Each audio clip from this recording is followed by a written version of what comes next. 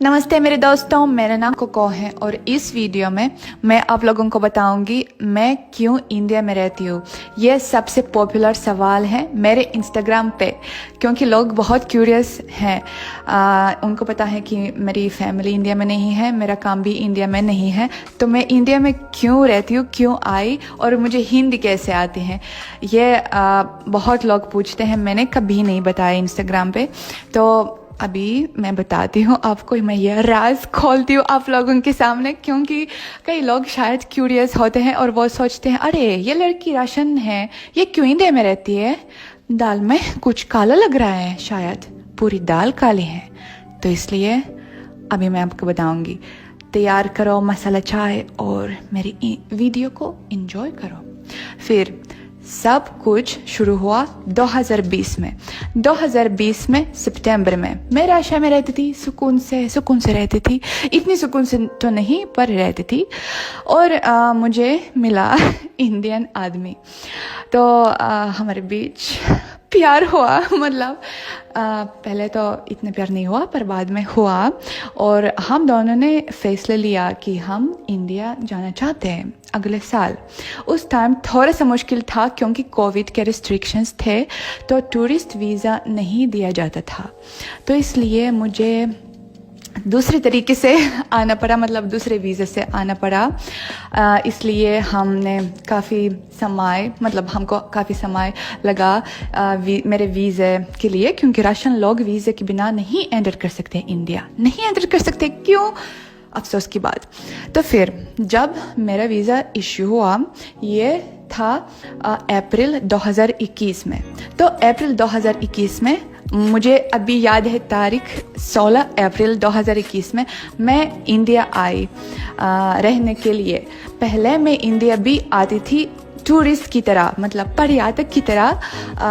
सिर्फ 2 हफ्ते के लिए 2 बार आई, एक बार 2 हफ्ते के लिए और दूसरी बार भी 2 हफ्ते के लिए। उस टाइम मैं सिर्फ सर्दियों में आई इंडिया, बस टूरिस्ट के लिए, बस देखने अपने दोस्तों के साथ। पर इस टाइम मैं पहली बार आई, मतलब इरादे से कि मैं रहूँगी इंडिया में उस आदमी के साथ जिससे मुझे प्यार हुआ उस टाइम।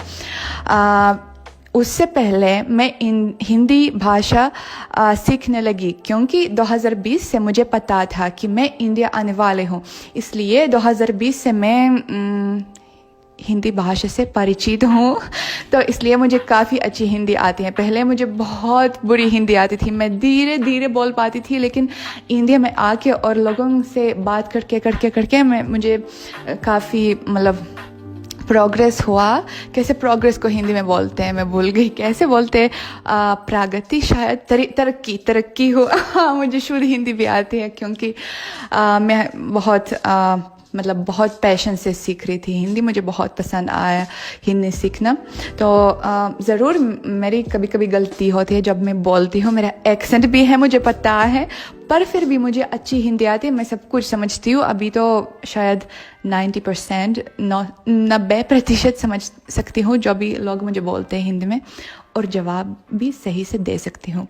तो फिर जब से मैं आई इंडिया में 2021 अप्रैल में, 16 अप्रैल को, मैं बताती हूँ आपको अपना इम्प्रेशन कि बहुत गर्मी थी, काफ़ी गर्मी मतलब थी राशिया की तुलना में, तो काफ़ी गर्मी थी, क्योंकि राशिया में तो काफ़ी ठंड थी उस टाइम अप्रैल में, और इंडिया में गर्मी में आई।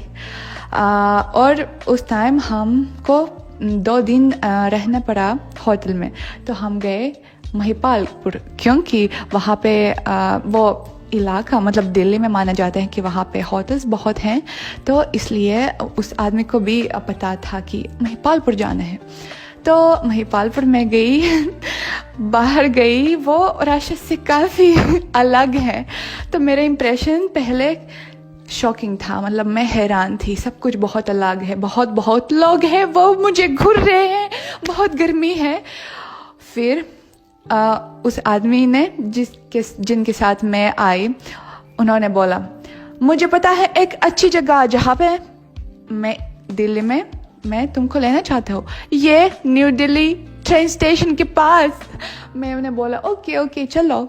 फिर मैं वहाँ पे आई, ये कोई बाजार टाइप का था, मुझे अभी पता नहीं क्या था, ये कुछ बाजार।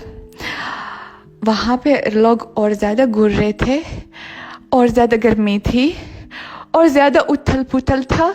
फिर हम दोनों होटल में आए। मुझे जैसे अभी याद है, हम दोनों बेड पे लेट गए और रोने लगे, क्योंकि सब कुछ बहुत अलग था मेरे लिए।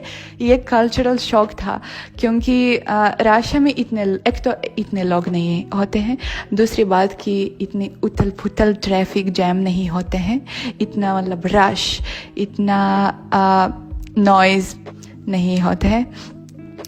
और तीसरी बात ऑफ कोर्स कि वहाँ पे लोग इतने नहीं घूरते, ऑफ कोर्स, क्योंकि फॉरेनर्स तो यहाँ पे घूरते, मतलब ये लोगों की गलती नहीं है, बस इसलिए क्योंकि मैं थोड़ा सा अलग दिखती हूँ। तो फिर मेरे लिए कल्चरल शॉक था। ऑफ कोर्स मैं घर जाना चाहती थी बहुत जल्दी, लेकिन धीरे धीरे मैं रहने लगी। उस टाइम हम नोएडा शिफ्ट हो गए, क्योंकि वहाँ पे हमने फ्लैट ढूंढ लिया। तो फिर धीरे धीरे मैंने इस कल्चर को, इस संस्कार को समझने लगी। मुझे इंडियन लोग बहुत अच्छे लगने लगे, क्योंकि वो बहुत दयालु, बहुत मदद करना चाहते हैं मुझे, बहुत फ्रेंडली होते हैं, बहुत बात करते हैं। राशियन लोग ऐसे नहीं हैं। राशियन लोगों को सिर्फ इससे फ़र्क है जो उनका काम है, मतलब दूसरों से इतने फ़र्क नहीं है, दूसरों पे इतने ध्यान नहीं देते हैं। और इंडियन लोगों की ये विशेषता है कि वो दूसरे लोगों की बहुत मदद करना चाहते हैं, जैसे मुझे लगा, मतलब अभी तक मैं ऐसे सोचती हूँ। तो मुझे ये सब कुछ छोटी छोटी चीज़ें अच्छी लगने लगी, तो मैं इस कल्चर को समझने लगी और मुझे अच्छा लगने लगा इंडिया में रहना।